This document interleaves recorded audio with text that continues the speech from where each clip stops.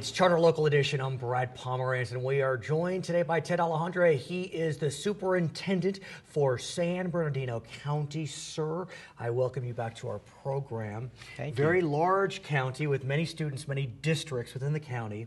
So I want to get a sense from you as kind of the advisor to the districts. Yes. We know that the funding mechanisms are much stronger these days with Prop 30, with Prop 98. What do school districts do now that they are, I don't want to say flush with cash, but I'll say flush with cash? Right. Yeah. And that's a great question because we were down to a very low amount in 2007 when the recession hit, but we've been able to bounce back up. And one of the first priorities for many districts is to restore the programs that were cut. Okay. One of the key issues they have to do in this new model is to get class sizes down to 24 to 1. So some districts had went up to 30, 31, 32 to 1 in kindergarten through third grade. And so that's become one of the biggest priorities is getting back down to 24 to 1. And let me ask you about class size. There seems to have been, really for a couple decades, a clear preference to decrease class size in K-3. Yes. I am sure that's a wise model. But what about junior high, for example? I mean, I've always been of the mind that if you lose them in junior high, it's hard to bring them back.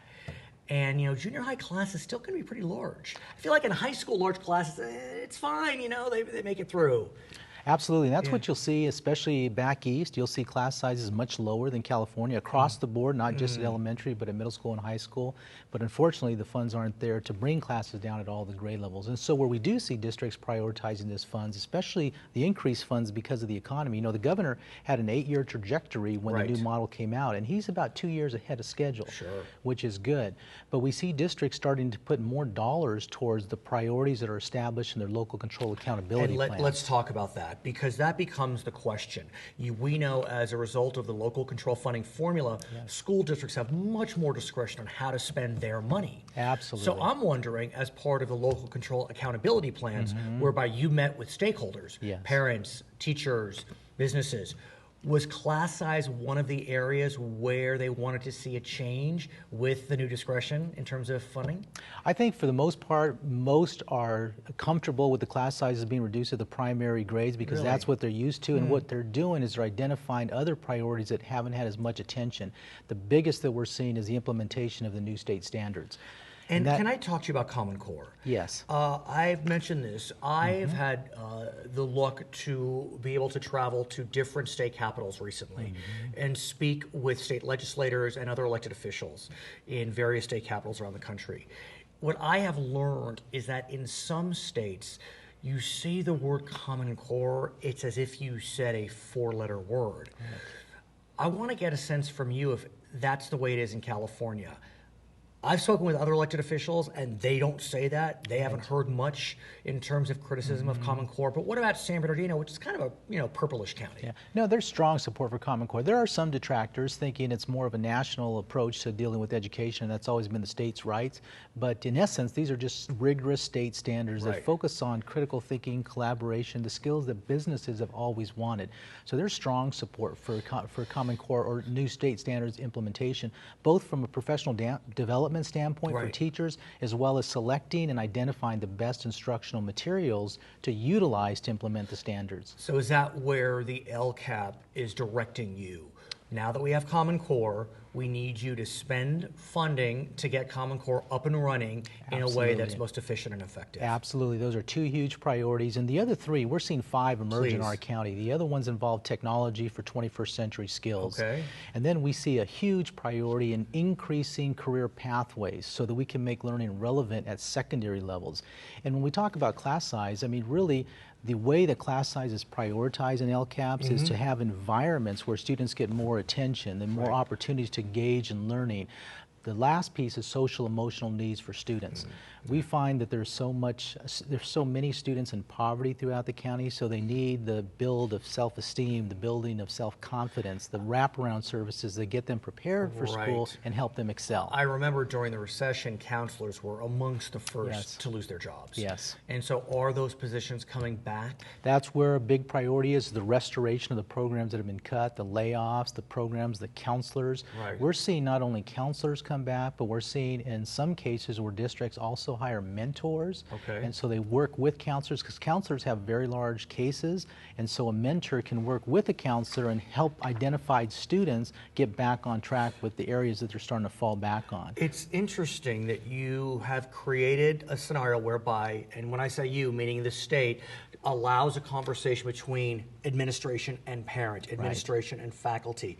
But you, in San Bernardino, you're creating a conversation with students. We are. You have a student advisory panel that's convening. That is unique. Tell us about that panel. It's one of our highlights this year that we're very proud of. We convened over 140 students, about 50 students out in the high desert, that represented all the high schools in the high desert. Wow. And then we did it on a Saturday, and then we did the follow-up on another Saturday out in the Etiwanda High School. Sure. We had close to 100 students from the west and east end of our county. And we engaged students first with some team building activities because they didn't know each other. They came from all schools throughout the county. They built that trust and relationship. And then we engaged them in discussion on key issues such as what can schools do to prepare you for college and career readiness? Where do schools need to support students more in terms of building success? What'd they say? They said they needed more engagement with adults for guidance. They don't know what they don't know. And the more that adults gave them that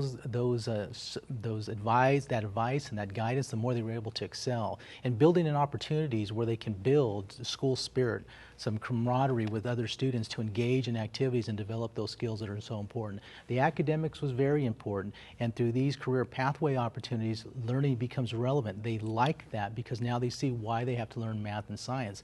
We asked them what programs were the most successful, and one that came up very often was AVID. AVID is accelerating in our county. Explain AVID for our viewers. AVID is advancement via individual determination, and it really focuses on the rigor and relevance and the skills and the study habits that students need to be successful in planning their lessons and what they need to learn and excel in. And there's a tremendous amount of camaraderie and support with AVID instructors and coaches that engage students in their learning. What I'm wondering, because class sizes tend to be larger in high school, I recall that the teacher would have to teach to a range of students. Right. And some students felt unchallenged, other students felt lost. Right.